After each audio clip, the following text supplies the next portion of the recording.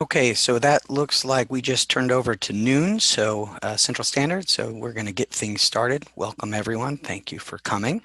This is the 10th webinar in Engage's Association Best Practice Series. Today's subject is 10 tips to crush your ads, exhibits, and sponsorships sales goals. My name is Jason Stone, and I have the pleasure of being your host for this webinar series. I am the Senior Vice President of Sales and Digital Strategy with Engage, and I help to create this best practice series where we've invited leading experts to discuss and share insights on a variety of topics related to successful association administration and growth. Before I introduce our speaker, just some quick housekeeping. To maintain a quiet environment, all attendees are in listen-only mode. We do love participation though, so Kristen will be monitoring the website's chat window, or excuse me, the webinar's chat window, and we will have at the end a Q&A session should you have any questions that don't get answered during the presentation. As with all of the webinars in the series, there will be a recording of the presentation sent to all attendees. We do encourage you to share it with your colleagues who weren't able to attend today, and it'll also be available on our website. I'm looking forward to watching the webinar alongside you. I have had the pleasure, I try never to watch a practice round so that I can actually sit back and learn alongside you. And I'm looking very much forward to seeing Scott Osser's presentation. So today our speaker is Scott Osser. He has about 20 years of marketing experience in the association and publishing spaces. And before starting Scott Osser Associates, he worked for market leaders like National Geographic Society, AARP, and American Association for the Advancement of Science, also familiar to those of you who know Science Magazine. Throughout his career, Scott has excelled in developing, implementing, and analyzing multi-channel direct marketing programs. He is highly skilled in creating effective membership, marketing, and sales programs with the ability to align resources and operations to consistently achieve and exceed goals. Both Scott and I are on Twitter and LinkedIn and are active on social media. So if you are as well, we hope you'll share anything that resonates with you. You'll post comments. Feel free to do screen snaps and to include our Twitter handles so that we can know that you're out there shouting Scott's praises. And with that, thanks again, everybody. Scott, the floor is yours.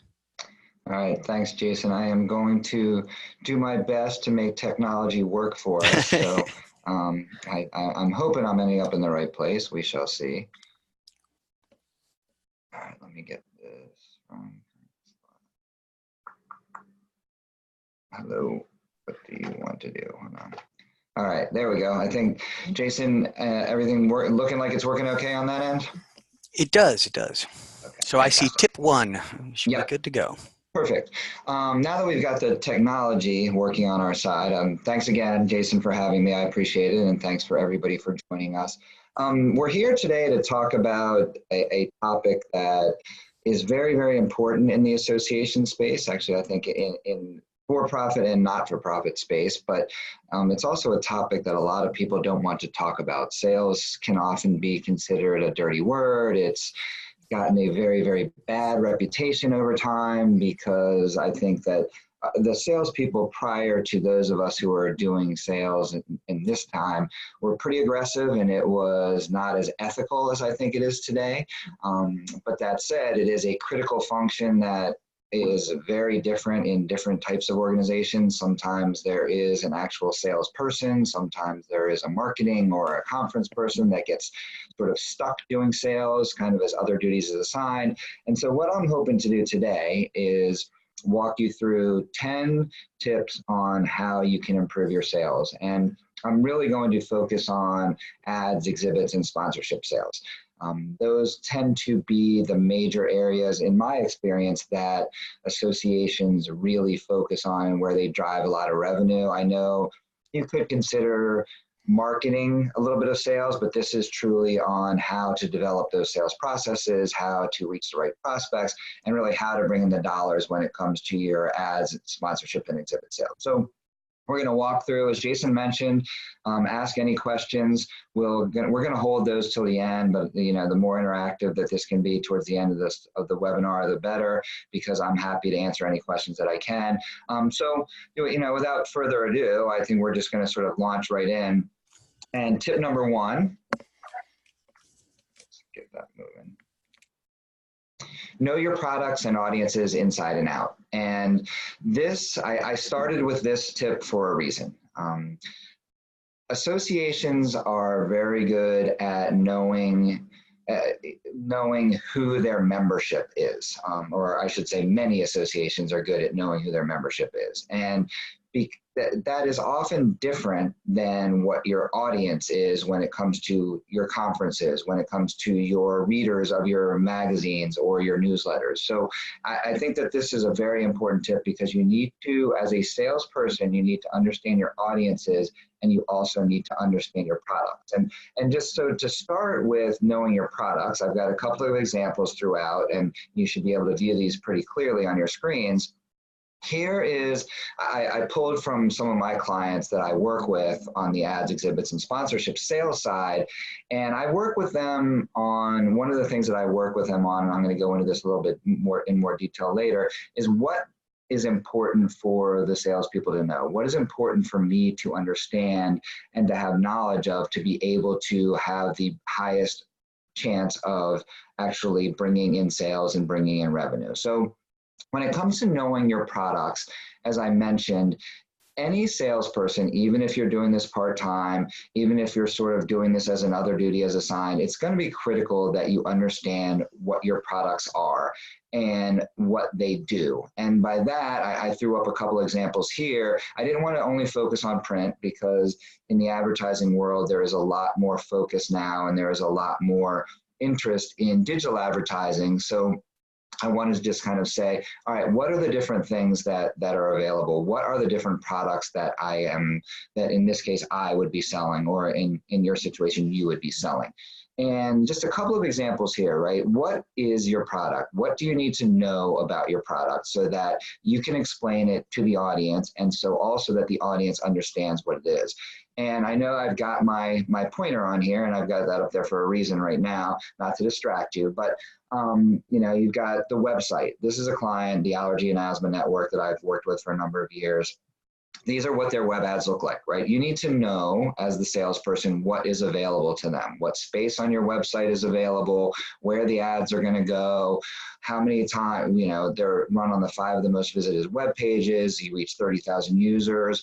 In the e-newsletter, they just call it their e-news. There's no catchy name for it, but they just call it their e-news. Again, here are the different ads. Here is it. It's a monthly publication, important to know, sent to 24,000 people who have requested information, open rate of about 20%. All of this is going to be important information for the potential purchaser, the advertising prospect, to understand. So before you do any outreach, before you do any prospecting at all as a salesperson, whether it's by email, by phone, face-to-face, whatever your efforts involve, it's going to be very, very important that you understand what your product is. And this goes across the board, right? It's for your conference. It's for if you're doing webinar sponsorships, if you're doing your print magazine. There's so many different vehicles we use now that have different sales opportunities, but it's going to be critical that you understand what your products are, and then you also understand sort of the differences and the benefits of them. So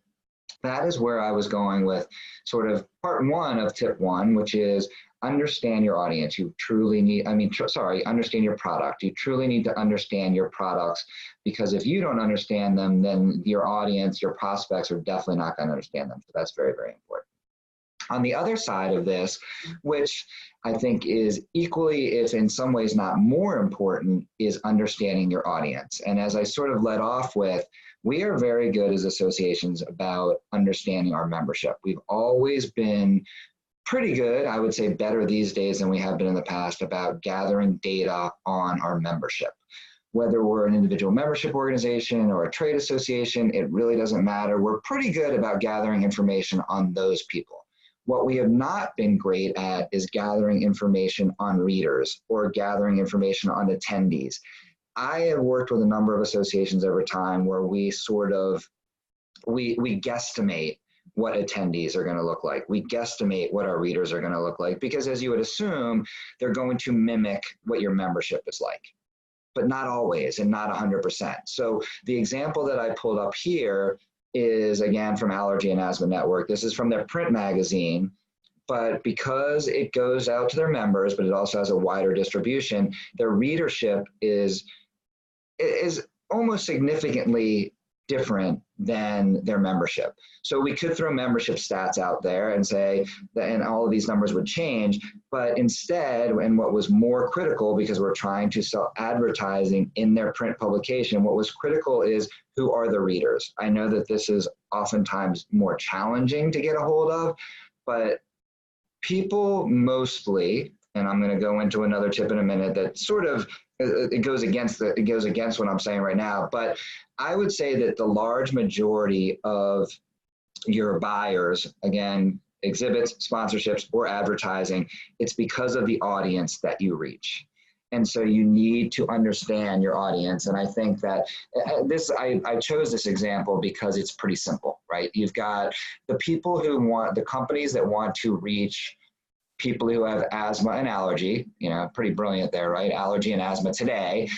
Their readers are going to be either people who have asthma or allergies, and or the caregivers and the people who buy the services and products to help the people who have allergy and asthma. So what we did was we pulled out the stats. 94% have nasal allergies, 83% have asthma.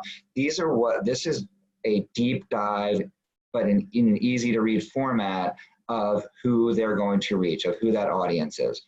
So between understanding your product and understanding your audience, you're already sort of jumping into the heads of your prospects saying, this is what you're going to get, and this is who you're going to reach. And those are two key factors when it comes to understanding or being able to productively sell.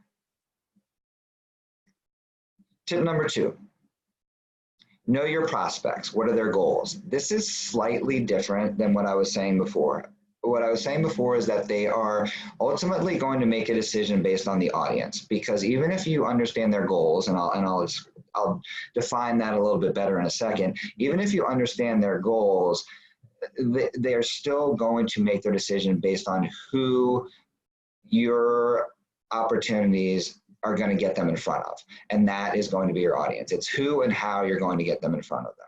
But as you're putting together your sales plans and your sales pitch, you need to understand their goals, because different organizations are going to have different reasons for wanting to get in front of that audience that you've already described so well. And here are just a few ideas about that.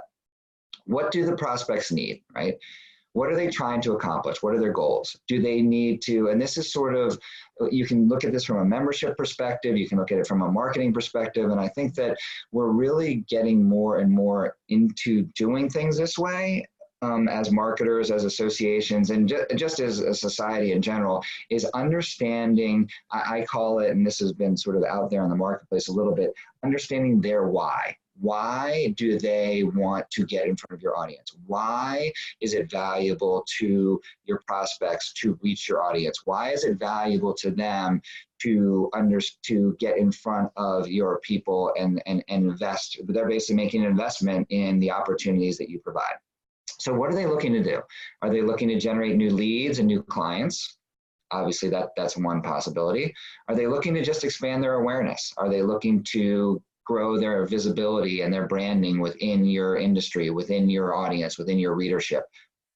Are they looking to provide or prove thought leadership? This is a new area that I have found more and more companies, industry partners, vendors, whatever you call them within your organization, are looking to do. They're looking to be seen as experts in their field. They're looking to be seen as knowledgeable. They're looking to be seen as more than just salespeople. So this is something that keeps coming up more and more, and is important to know.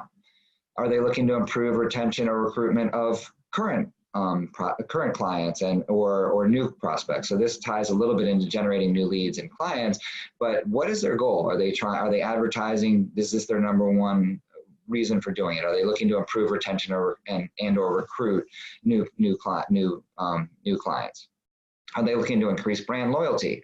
Are they looking to make it so that you can you're reinforcing your existence in the industry. You're reinforcing your importance to the industry. You're reinforcing your engagement and your, in some ways, your loyalty as a company to the industry and to the profession.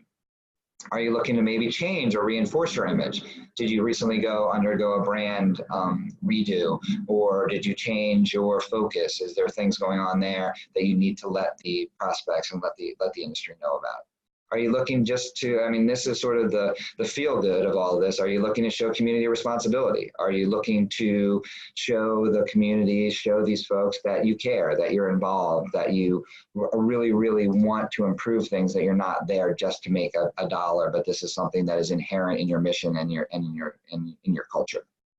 And then finally, I think this happens less and less, but there is some of this that still goes on. Are you really just looking to financially support the association or the industry? Do you believe in what the association is doing, and so you're willing to put some dollars towards it to support the association, with not really having a hardcore ROI goal? Because as you can see through some of these, generate new leads and clients, definitely ROI. Improve retention or recruitment, definitely ROI. Change, reinforce your image, that becomes a little bit fuzzier. And then down here, you get even more fuzzy where it's just you want to provide that support, right? So, you need to try and have conversations and find out in any way that you can what your prospects are looking for. Because as you're developing and creating sales opportunities and tactics, this is going to be very valuable to you, because you can't just throw ideas at people without and hope for success without knowing what they are trying to accomplish. So that's very, very important. All right. Tip number 3, market aggressively but respectfully and develop partners, not purchasers. I put a little asterisk on there because purchasers do exist. There are certain companies that are always going to want to buy something. They're going to buy a booth. They're going to buy an ad. They're going to buy something on your website. That's what they want to do. They've got in their heads that that's what they want to accomplish, that that's what they're there for, that that's going to be valuable to them. So that's what they're going to do. But it's also going to be important, and to sort of go back a little bit to this partners piece right here, it's also going to be very, very important that as much as you can, sort of based on tip 2, which is figuring out their goals and objectives and figuring out their resources, you try to get people to do more consistent advertising, exhibiting, sponsoring, more consistent interaction with you in whether you call them partnerships, whether you put together packages, however it works best in your organization. You need to have that, because there are going to be certain organizations that want to have that consistent presence. And from a resource perspective, it's actually much more valuable to you, because you can then sell once but sell multiple opportunities, as opposed to selling an ad, a booth, and then a year later, a booth to the same company, where you're churning, but instead you can sort of have everybody committed for a year. So it takes less resources for you to do that as a salesperson, but it also brings in more revenue. So it's very valuable either way. This market aggressively but respectfully piece, I think, is critical. You want the organizations that you are selling to, that you're reaching out to feel like there's something more than a wallet. You want them to feel like you respect them as a company, you respect them as people, you respect them as a partner, and not just, hey, buy an ad, and then 2 days later, buy another ad, or hey, now it's time for you to buy a booth, now it's time for you to do your sponsorship. They need to feel like they are valued. I realize that is sort of kind of warm and fuzzy, but I think we've all at this point been turned off by that aggressive salesperson who you say, hey, you know what? I don't have my budget right now. I'll have my budget in about 2 months. And then 2 weeks later, you get a phone call or you get an email that says, okay, you ready yet? It's like, no, I'm not ready yet. I told you I wasn't ready yet. So we need to be, I sort of coined this term, market aggressively but respectfully.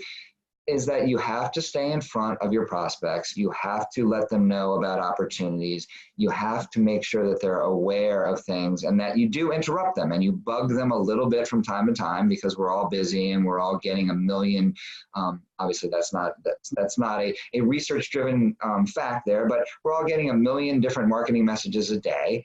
And so we need to stay in touch with them and we need to keep in front of them, but we need to be respectful. So sort of an example I would use is, if a organization says, all right, I'm not going to have my budget until September 15th, or we're probably not going to be done until September, maybe in late August, you reach out and just check in and say, hey, you know what, you had told me you guys aren't going to be ready until September. Is there anything that I can do to help? Is there any questions that I can answer? Is there any more data or information you need from me? What can I do to make your life easier?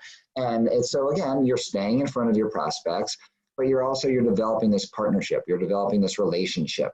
And it's not just that sales tactic of old, which is let me bombard you and let me be in your face all the time. Because eventually, if I beat you up enough, you're going to buy something, right? We don't live in that world anymore. And I feel that the salespeople that are successful understand that, and they're going to be aggressive, but they're also going to be very respectful. And if somebody says, hey, I don't have the money right now, or I'm not going to have my budget for a while, you don't necessarily wait until exactly the date that they give you, but you wait till very, very close to it, because otherwise you're just going to turn them off, and the likelihood of you changing that reputation and changing your reputation from a negative one to a positive one is very, very difficult. Tip number 4, get the low-hanging fruit first and often, and then prioritize. As I hinted at earlier, resources for most associations are limited when it comes to a lot of things, but in particular when it comes to sales. I mean, if we were face to face right now, I'd say raise your hand if you're doing sales full time, if that's the only thing that you do, or raise your hand if you have a full sales staff. And the likelihood of the hands going up, maybe there's 1 or 2 in the room. There's probably very, very few, because that's just not the way most associations that I work with, or I think the majority of associations function. They have maybe a salesperson, but as I mentioned, the likelihood is it's much more likely that you have somebody who's doing sales in addition to 9, 10 other things every day. So it's going to be very, very important that you hit your low-hanging fruit first and often, and that you prioritize them.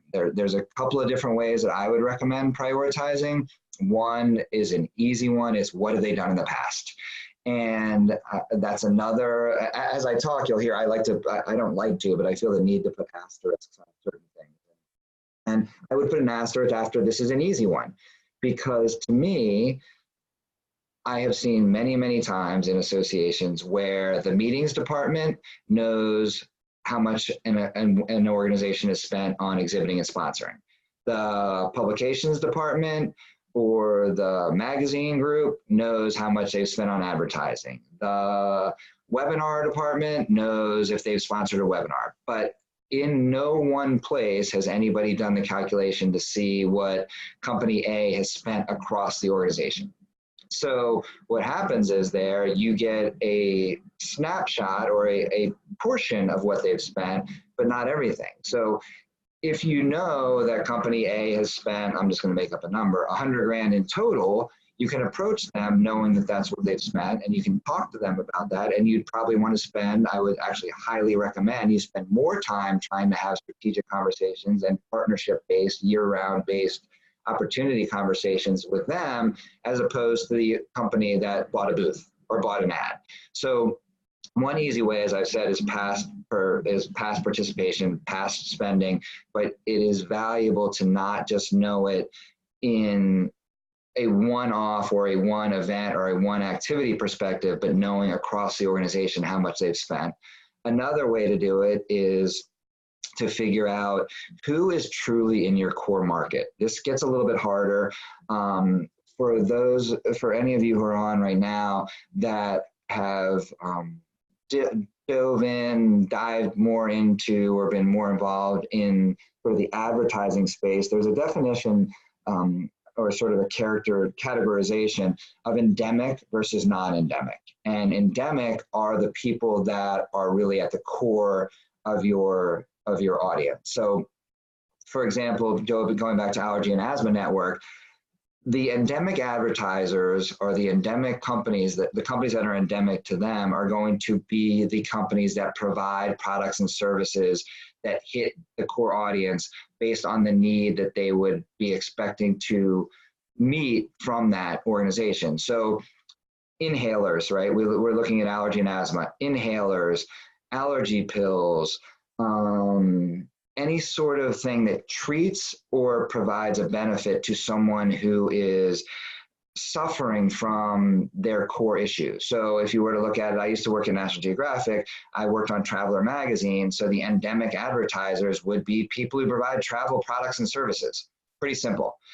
You get to a point when it comes, depending on your size, where you may want to go after some consumer goods, where it's just, hey, we hit hundreds of thousands of people with our magazine. We have hundreds of thousands of people at our event. So we can go to a Microsoft or we can go to a Coca-Cola, because then you're able to provide that more broader branding opportunity for them, where they're just hitting a lot of people. It doesn't really matter that all these people are allergy and asthma sufferers. It doesn't really matter that all of these people are interested in travel, to use my two examples. What really matters is that you're getting a lot of people. Most associations don't have that volume. So when you're prioritizing, figure out who the companies are that have to do business in your industry, that really have to reach your members or reach your readers or reach your attendees to succeed. And make sure you hit those people first and often. You don't, before you start diving into these groups, these companies that may have a tiny little chance, your ROI is going to be very, very important. You want to drive the most revenue, to drive the most purchases with a little effort as you can, and so you need to prioritize. Okay, tip number 5, create a strong media kit, sales kit, prospectus. I prefer to call and again, I don't know what the level of expertise here of the people that are watching this or the people that are participating right now. So I'm going to kind of go low level. A media kit is what you use to sell advertising. It can be used to sell advertising in print, advertising digitally, advertising in an e-newsletter, which I realize is digital, but that's what your media kit is. It really focuses on selling ads in media. Your prospectus, I'm going to hop over sales kit for a second. Your prospectus is usually what you use to sell exhibits and sponsorships, and potentially some ads, like if you have an on-site directory, if you have an app that accepts advertising for your conference. But a prospectus is usually meetings focused or conference focused. And then if you are able to do it, which it can be challenging, a sales kit can be the media kit and prospectus put together. It's a sales kit of all of the different opportunities that are available throughout the year. And those all three are very, very important. You need to figure out which you want to do for your organization. I would say that if you could sort of start with a sales kit, but then also be able to bring out or pull out a media kit, pull out of that a prospectus, so that way if somebody wants to have a strategic conversation about everything that you offer, you can provide them the sales kit. If somebody just wants to talk about advertising, you have to give them the media kit. If somebody just wanted to talk about the conference, you could then pull out the prospectus. But you can slice and dice it, but if you start with bigger, it's easier to make it smaller as opposed to sort of just group things together. And what do I mean by creating a strong media sales kit or media kit, sales kit, prospectus? Here's just an example. One of the things that I always start with is this is a media kit. It's for one of my clients, and it's a magazine called Tax Credit Advisor. And first thing I want people to be able to do is know that that's exactly what this is for. I've seen media kits, I've seen prospectuses where it focuses on the fact that it's prospectus, but you don't necessarily know what the event is. It's harder to figure out what the event is. It's harder to figure out what the publication is. It's all focused on that it's a media kit, and that's not the main goal here. The main goal is to let them know the product. And so the other reason I like to show this is that this does a very good job of giving real examples of what the magazine looks like. These are actual covers that they've had in the past that have been printed, distributed, everything else that have been read. So it gives an idea very clearly of exactly what this is. You can do this with magazines, you can do this with your newsletters, you can do this with your conference, but just make it so that it's easy for someone to understand exactly what this is for. Because as I said earlier, we're all distracted almost all the time, and we've got a lot of things jumping for our attention or gunning for our attention. So the easier you can make it so that when someone sees this, when a prospect sees this, they go, wow, I know exactly what this is. That's smart. The other thing that I highly recommend is letting in your media kit, let your past participants speak for you. Use testimonials, let people say, put out there to prospects, to people who are renewing, the value of the magazine, of the conference, of those kind of things. Let those guys speak for themselves. So without going into too much detail, you can see here, why people are reading it. They look forward to receiving it. They've been reading it for as long as they can remember.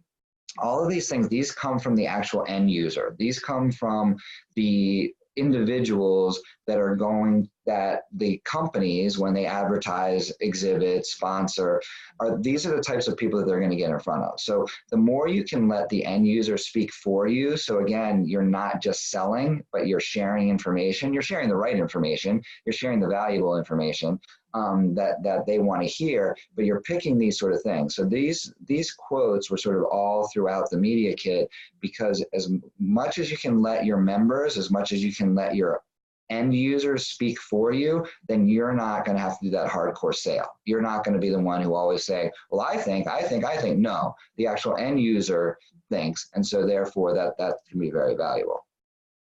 All right. The other thing that I think is very, very important is that, for tip number 6, is that you think creatively. And this goes back to what I was saying earlier about making sure that you offer a lot of different opportunities. And I put think creatively into 2 different buckets. One are the type of opportunities that you're going to offer, and then 2, the ways that you're going to get in front of your prospects. And so when it comes to the different types of opportunities, this goes back to knowing your audience. This goes back to being able to understand their goals and objectives. But you need to be of the prospects, of the potential purchasers, but you also need to be able to think creatively about what you can offer. We are all, as associations, very good, and I get it, it makes a lot of sense. We offer lanyards at our events. We offer signage at our events. We offer coffee breaks. But based on goals and objectives, let's say we jump right to the one of they want to be seen more as subject matter experts. They want to be able to be content providers. So what can you do as an association at your meeting? What can you do as an association in your publication, in your newsletter? What can you do to make them achieve that, to help them achieve that goal? Is it allowing, and I'm not going to throw any brilliant ideas out there, but sometimes this is thought of and sometimes it isn't, depending on your organization. Do you allow them to speak? Do you allow them to purchase a sponsored session? Do you allow advertorials in your newsletter? Do you allow sponsored content in your print magazine? Again, not rocket science, but what can you do? What can you come up with? What new and unique ways can you think of with your prospects, and that you can develop so that it's not just always, okay, here are the different opportunities, check the box and you get the lanyards, or you get your logo on the registration bag, or you can buy only a quarter-page ad, half-page ad, full-page ad. What can you do that is unique? What can you do that is different? And I think the reason I'm not throwing any wild and crazy ideas out there is because I think it's going to depend on your industry.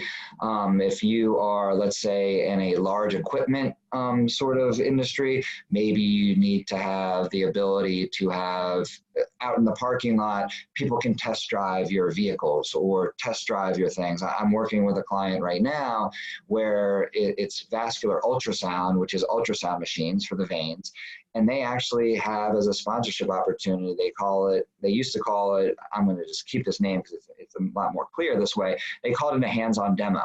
and you would pay a certain amount of money. You'd get a booth basically where where the attendees were able to do hands-on demos. They were able to use your equipment, try your equipment, and it was very valuable to the attendee, but it was also very valuable to the vendor because then people physically touched their equipment and they could see the pros and the cons, whether they wanted to buy one. They weren't actually selling on the floor, but those sorts of things, that was a creative thought. Before it was just, hey, we've got a booth, come by and see our stuff, but they literally did live demos, which was fantastic. On the other side, when it comes to thinking creatively, I focus more on the marketing side and the sales side. How do you get people's attention? How do you get in front of people? One suggestion there, which is not so creative, is keep in touch with folks.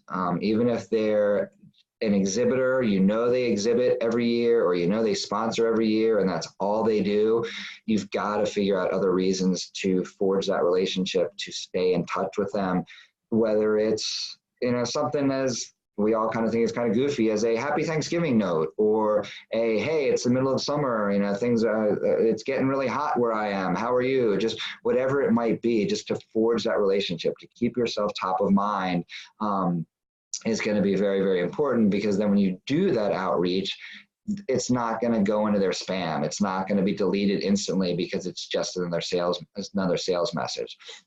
Do you go to other events and other conferences and make appointments with folks just to say hello and to stop by and check in? What are those ways that you can use? And I would start with your current activities first, where you're going to bump into people, or you have relationships. Start there, but then think of sort of interesting ways that it's not just about selling. It's also about just maintaining those relationships, because you don't want to get that reputation as, uh-oh, here comes Scott again. What's he going to sell me this time? That's not what you want. You don't want to do that. You want to be, oh, here comes Scott again. Cool. I'm happy to catch up, happy to hear what he has to say, happy to see what's going on. And so you need to be able to think creatively. And some of that's going to depend on your industry. Some of it's going to depend on your association and where you have access, when you have access to folks. And then you're going to develop a plan around that. Okay, deep breath. Tip number 7, look for low cost, high value opportunities. This is always what I think is something that associations really need to focus on. Producing a print magazine has dollars attached to it, right? You've got to print it. Well, you've got to create it. You've got to design it. You've got to print it. You've got to mail it. Fixed costs. So if you want to add more ads to it, it could potentially increase your cost depending on what your deal is with your printer and with your designer. But if you were able to do something digital, if your prospects value something that's digital, then that doesn't cost you anything, right? So the more of those low cost, high value opportunities that you can create, the more money you're going to make. The less resources you have to put into it, the less time you have to put into it, the less money you have to put into it, but the return is going to be that much greater. So again, to use my example from earlier with subject matter expertise, if you can have a sponsor come in and speak on something, you've got to decide whether you're going to allow that to be a sales pitch or not allow that to be a sales pitch. But if you're going to allow them to come in and speak on something, and it sort of kills two birds with one stone for you. One, it brings in revenue. Two, if it's based on a need of the audience, then you're providing a high value opportunity to both the sponsor and the attendee, and you're also making money on that. So those types of opportunities where you don't have to do anything extra, where you don't have to create something brand new, but that the sponsor or the advertiser or the partner, whatever you want to call it, finds a lot of value, so they're willing to spend and contribute more money, those are going to be huge. So you could use a simple example. You're already going to be providing coffee breaks at your event. Maybe you get somebody to sponsor it. You've got to see if your potential sponsors or your partners value that. And if they do, then awesome. You know, you're covering your cost. It doesn't cost you any more than what it was going to cost you anyways, and you make money. So that's really the gist of this tip, is figure out things that are easy for you to do, that don't cost much for you to do, either in human resources or financial resources, but that your purchasers, I'm just going to call them purchasers for now, your advertisers, exhibitors, sponsors, that they truly value, so they're willing to pay pretty good money for. That's really the key there, is no cost, low cost to you, but then high dollars on your return. So your ROI on those types of opportunities are going to be very high. All right, tip number 8. This is, I had to throw one marketing 101 in here. You've got to create urgency in your offers. Just putting out a prospectus, just putting out a media kit and saying, hey, get back to us when you're ready. We look forward to hearing from you. It's not going to do anything. It's going to bring in a little bit of something, but people need a reason to react. They need a reason to respond. So one of the things that I've often done is, if you have a increase in price, if your booth prices are going to go up for the next year, then give your past purchasers, your past exhibitors, or even everybody, if you want to, they can pay this year's prices for next year and avoid the price increase if they reply and book their space by a certain date. Same thing on your advertising. You could also do that if people have done something in the past, whether they've advertised or whether they've exhibited or sponsored, we're giving you first right of renewal until a certain date. So do this before then. Early birds can work. There's a lot of different things that you can try that have worked in my experience, but the key is there needs to be urgency. Just throwing your prospectus out there, just throwing your media kit out there, and hoping that the responses come back, it's not going to happen. If people even see the email, if I don't actually mail media kits or prospectuses anymore, we actually do it by email and then a lot of phone follow-up. But if let's just use an example that you are mailing them out, it gets put in somebody's inbox, it gets put in somebody's to-do list, and it just sits there because there's no reason for them to respond today. You want to get people to feel like they need to respond today. So again, I know this is sort of marketing 101, but you need to create that urgency, and you need to be creative about what that urgency looks like based on your own situation. I'm sure that some of you are thinking, wait a minute, how am I supposed to do that? But you can do it. Is it create early bird? Is it holding some booths at the front of the hall for people that have participated in the past, but only doing it until a certain date, and then after that date, they get thrown in with everybody else? Is it special ad placement in the magazine? Is it the first however many people, for the next 15 days, we're offering you a digital ad with every print ad that you do? And notice how I threw in digital ad in there, because for you as the provider of that ad, there's no cost to it, right? You're not having to design it. You're not having to print to it. You can put an ad up on your website anytime, and it doesn't cost any money. It barely costs any, or barely takes any human resource to do that. A little bit of technology, obviously, but that's something simple where you're not spending more to do something, but you are creating value. So back to my tip number 7, low cost, high value. So the more you can do that, you can use that as urgency as well. All right, we're getting towards the end.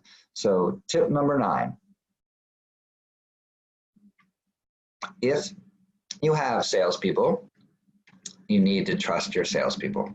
I'm not saying you should trust them to give away the store, but you also don't want to be a barrier to sales. So if a salesperson has the flexibility and has your trust, which leads to the flexibility to make some deals, to do what they think is best, because there are going to be certain situations, in particular, I would say with dealings with more multi-touch, year-round type sales opportunities, where the company is going to say, well, I'd really like a half-page ad as part of that instead of a quarter-page ad, or I'd really like 6 web ads as opposed to the 4 web ads that you're proposing, and that that was already pre-approved. So you need to be flexible in that sense. You need to know that your salespeople are acting in your best interest, and you need to give them a little bit of leeway. You could easily set expectations and say, hey, look, you know what? If there's a frequency over a certain amount that they're looking to change, then you need to ask for approval. Or if they're looking for a certain dollar amount and just waive all of that, then there should be certain limits that you set so that those sort of things need approval. But once sales is not easy. I think that's the bottom line. And we sort of started with that, but sales is not easy. And so you don't want to limit your salespeople too much. You want to give them flexibility. You want to give them ownership, because once you get someone on the hook, and I know that's a very sort of maybe a bad choice of words, but once you get somebody really, really interested and they're looking to make that purchase, you don't want to set up more barriers. You don't want to say, well, wait a minute, I got to talk to somebody else. I'll get back to you in a day or two. Nope. You want to get them nailed down. You want to get those orders in. And I'm not saying that you have to give your salespeople or salesperson, whoever it might be, full authority to make any deal they want, but you've got to trust them. You've got to let them try and figure it out. And worst case scenario is if they make a mistake, then as whoever is overseeing the salesperson, you could always go back to the purchaser and say, hey, look, you know what? We made a little mistake here. We really apologize. We'll make it up to you in this way or something. But the likelihood of that happening from what I have seen is very, very small. Most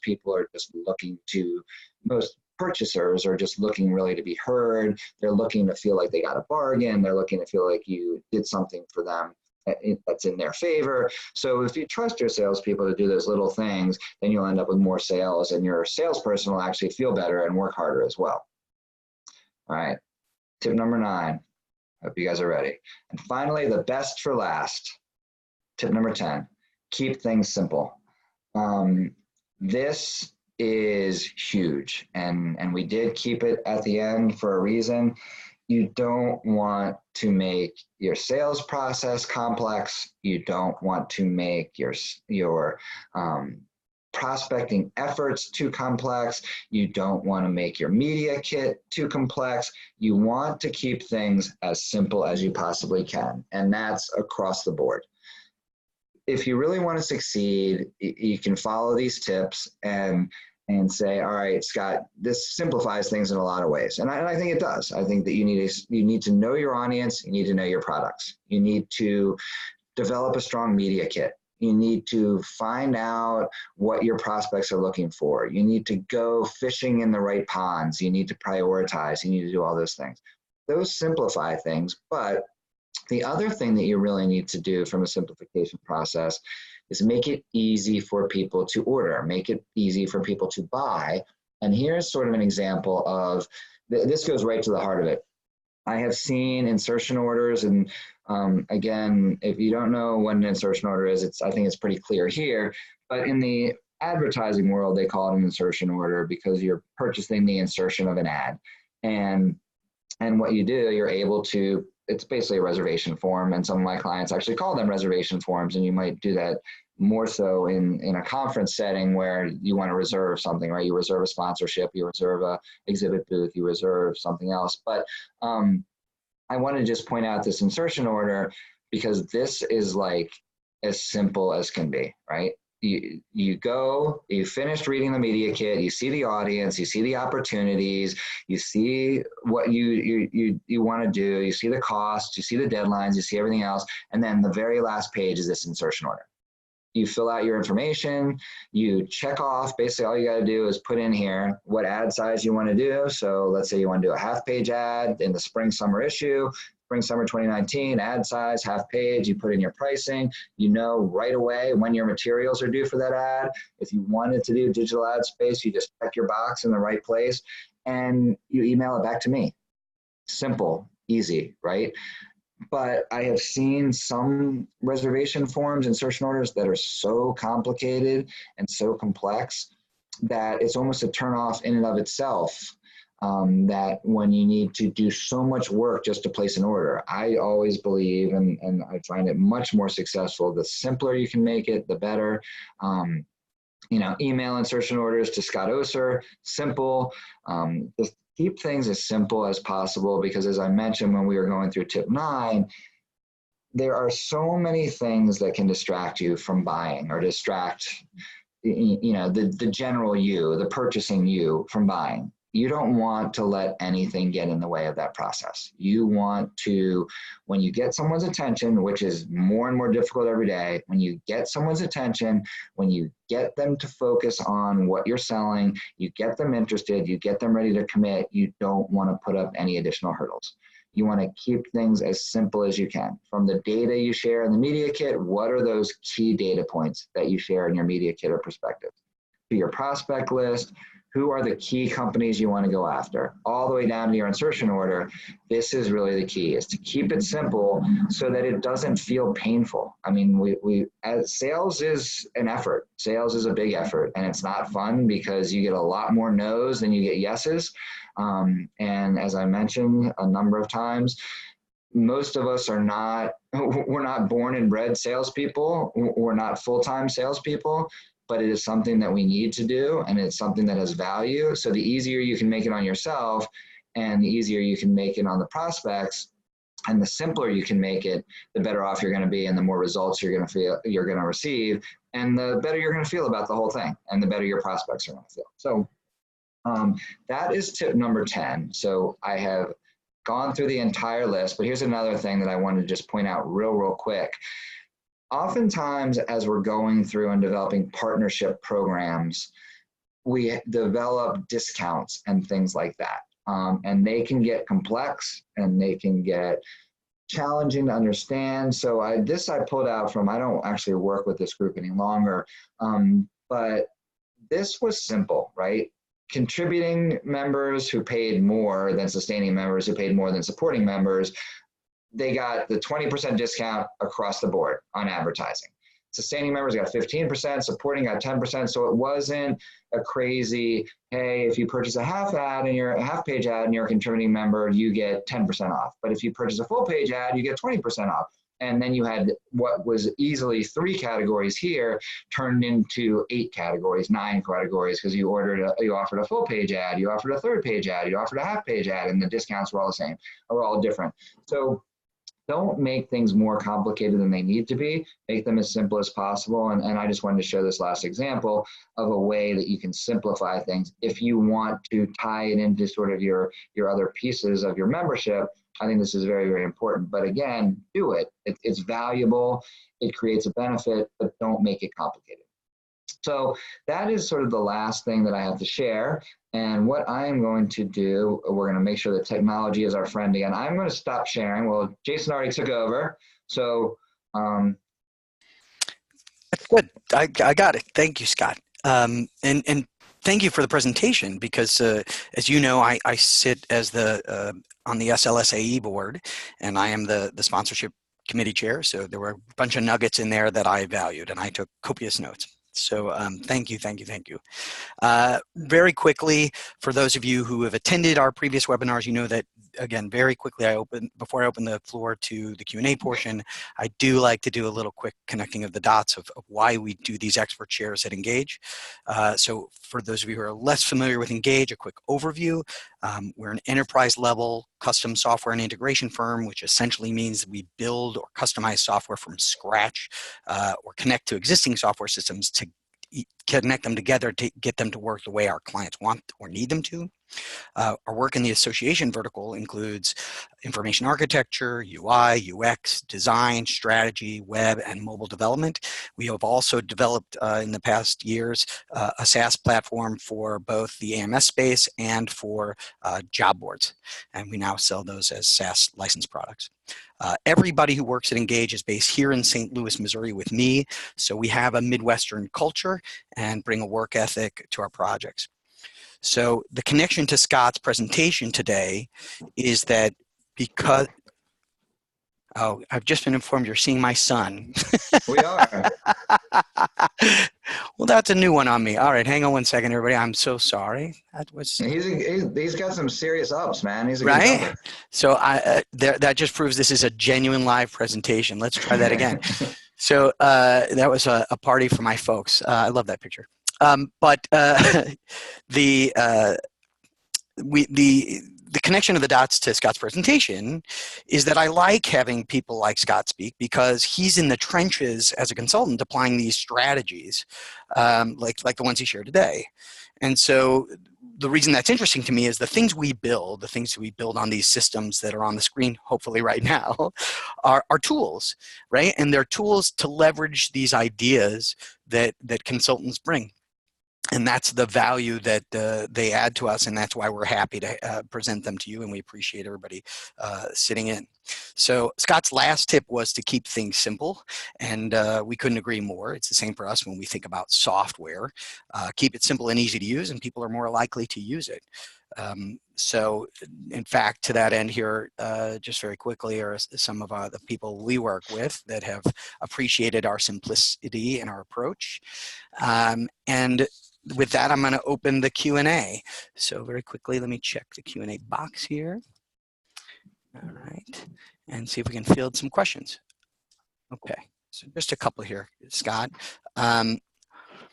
Once a sponsor is interested and purchase, do you recommend any kind of post-sale follow-ups? I recommend actually a lot of post-sale follow-up.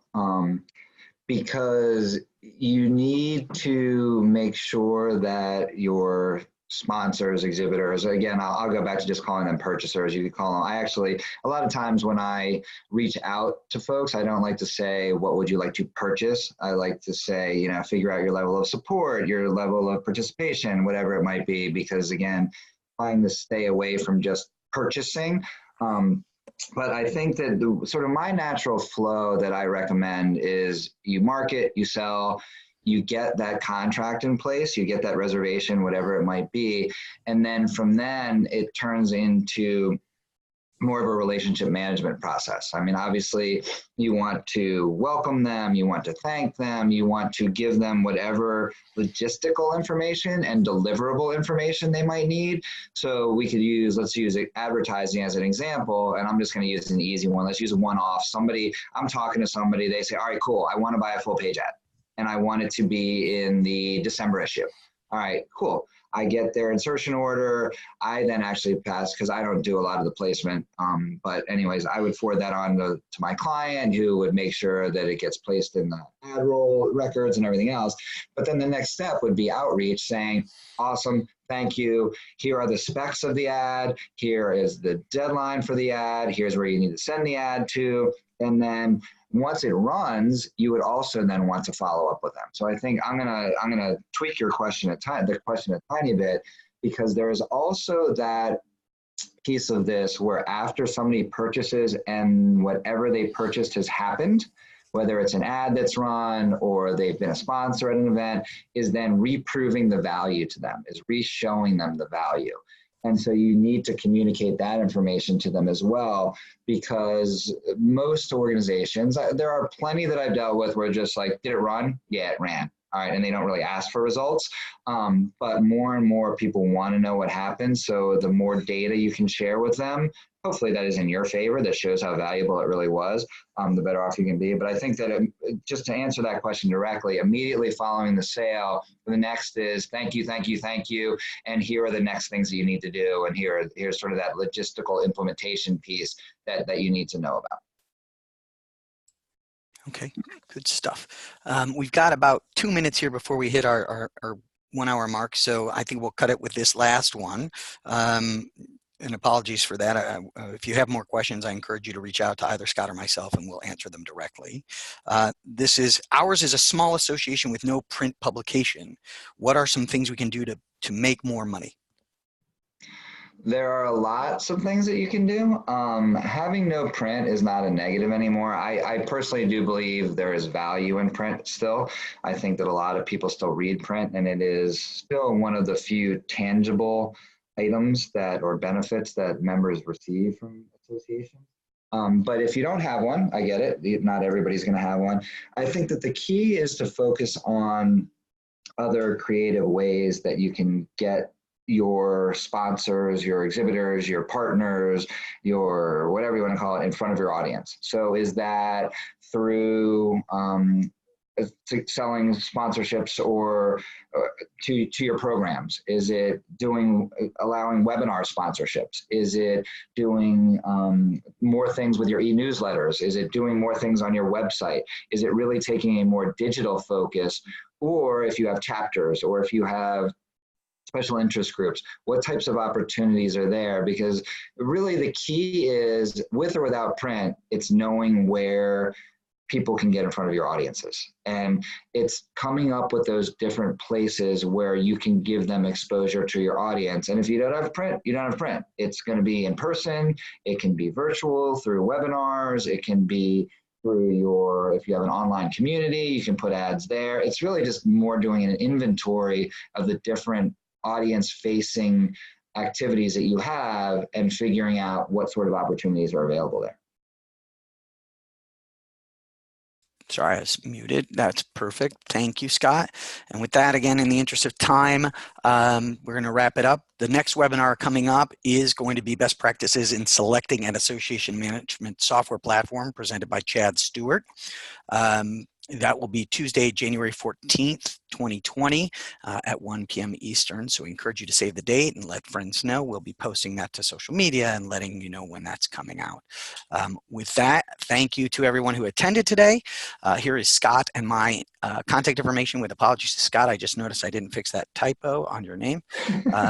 2 T's and Scott. And by all means, feel free to reach out to us. And again, if you use social media, we hope you'll share. We will be sending out a recording of today's webinar, complete with that picture of my kids, out to everybody who attended. So thank you again for attending. We really appreciate it. Thanks, everybody.